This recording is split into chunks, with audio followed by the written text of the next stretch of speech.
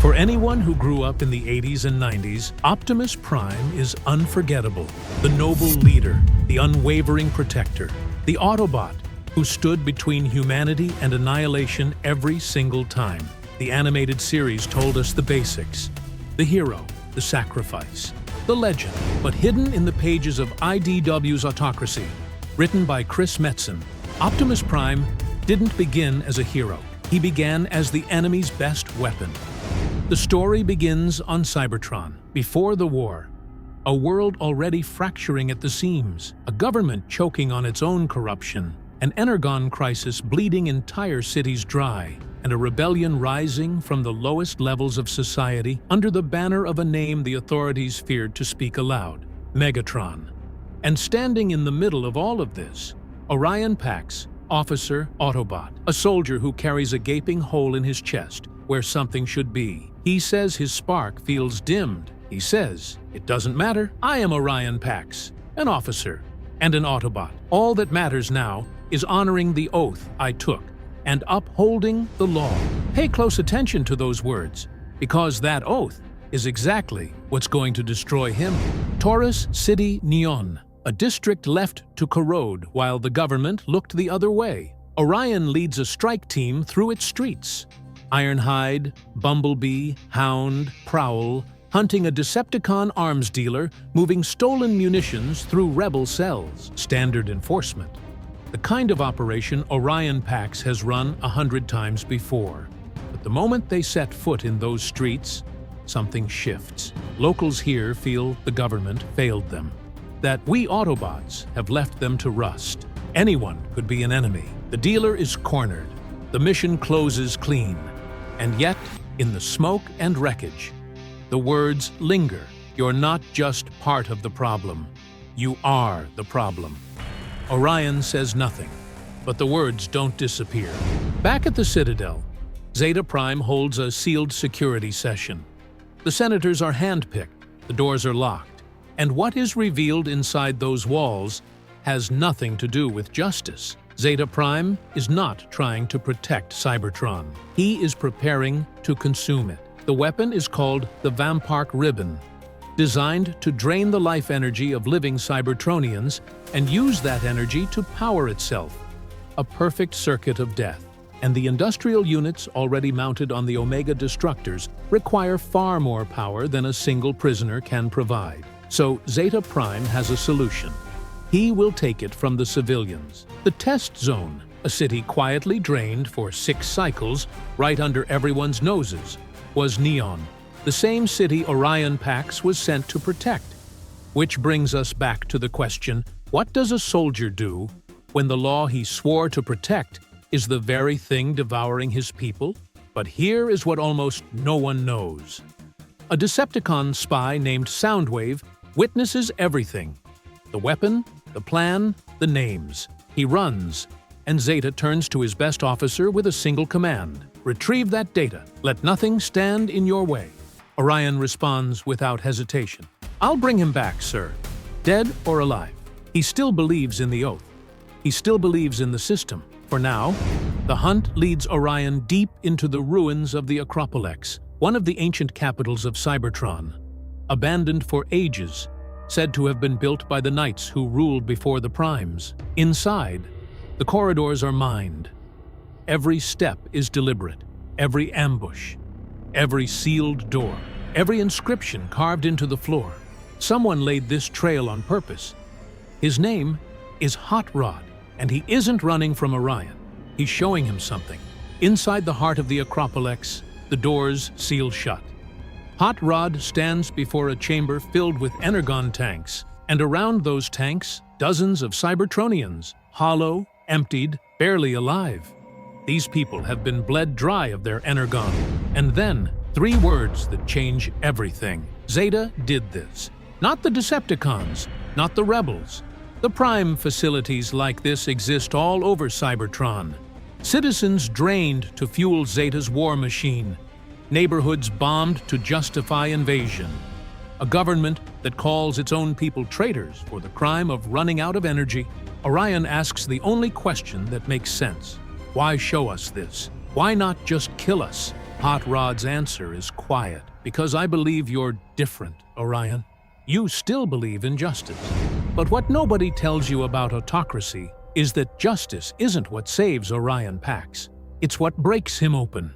While Orion is still in that chamber, while the weight of what he's seen is still pressing down, Zeta Prime makes his move.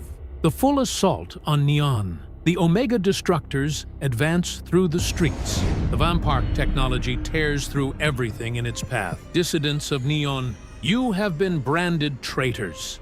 Now you and this wretched slum will be bled of Energon, so that Cybertron may thrive. Orion orders his squad to fight, to slow them down, to buy time.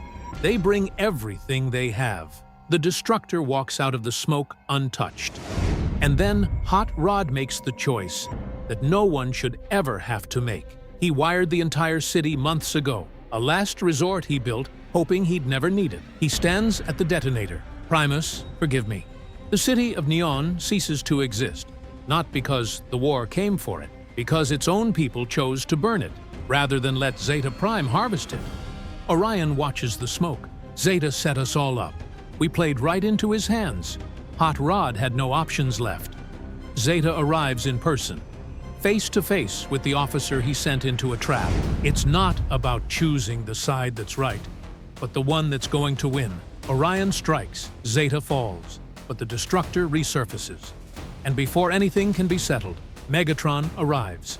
Not to destroy, not to conquer, to save Orion Pax's life. Orion wakes up in Kolkalar, the Decepticon base, surrounded by the soldiers of the very movement he spent cycles hunting. Shockwave tends to his damaged systems, not out of compassion, out of calculation. Your survival was logical. Then Megatron walks in, and he doesn't gloat, doesn't demand surrender. He treats Orion like an equal.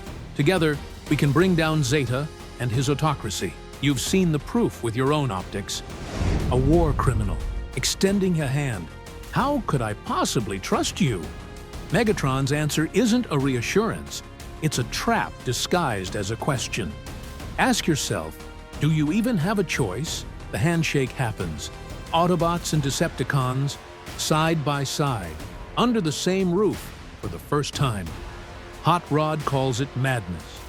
Ironhide puts his weapon in Starscream's face, and Orion, standing in the middle of it all, says the only thing left to say. The madness, the destruction, it all has to end somehow. And the battle began. Megatron and Orion arrived together to face Zeta Prime, the same tyrant who had enslaved Cybertron for ages. Zeta offers an alliance. Masters of the world, side by side. Orion's answer is a single word: liberators. The fight is brutal. Zeta tears Orion's arm off with surgical coldness.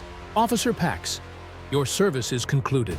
Orion falls, and it is Megatron who finishes what they started. He faces Zeta without the Vamparc weapons and destroys the tyrant with his own weapon. And then, without hesitation, Megatron throws Orion into the abyss. Not in battle, not out of necessity. A cold, deliberate choice from a man who had already decided that allies are tools, and tools are disposable. Goodbye, Orion Pax. Far below Yekon, Orion still exists. Destroyed. Certain he has failed. I was Orion Pax. Now, I am nothing. But something calls. A pull. An ancient vault. Once part of the Citadel. Its security doors blown open by the violence above. And from within, a voice. Like his own, but older. An echo from the future. Everything you have experienced, everything you are, has led you to this moment. Now, reach out your hand and take hold of the flame. He reaches, and in that moment, he understands everything. Millennia of Autobots fighting to uphold a decaying system that had forgotten its most sacred truth. Freedom, not as a privilege, as the right of every sentient being.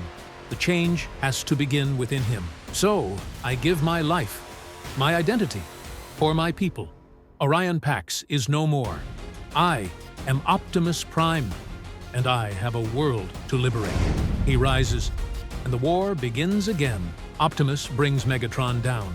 He offers what Megatron never offered anyone: mercy. Together, we can heal the wounds that divided our people. Megatron refuses. Of course he does. No one can deny their true nature. Not me, not you. One shall stand, one shall fall. Hot Rod steps in, saves Optimus, and nearly dies for it. Optimus transforms. One shot. Megatron falls. But he does not surrender. You think you've defeated me? You've only started a war this world has never seen. A Decepticon ship appears in the sky. Megatron is retrieved, and Cybertron breathes for a moment. Later, above Tryon Plaza, Optimus finds Hot Rod. He thanks him, not for the battle, for opening his eyes. Hot Rod says he is no hero. Optimus disagrees.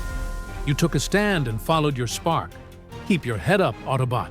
And then, almost like a promise, Optimus looks at him and says, "After all, one day you might carry this matrix." The two stand in silence, looking out over Cybertron at the dying light.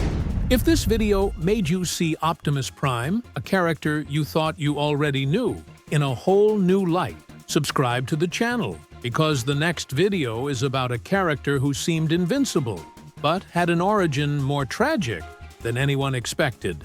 See you then.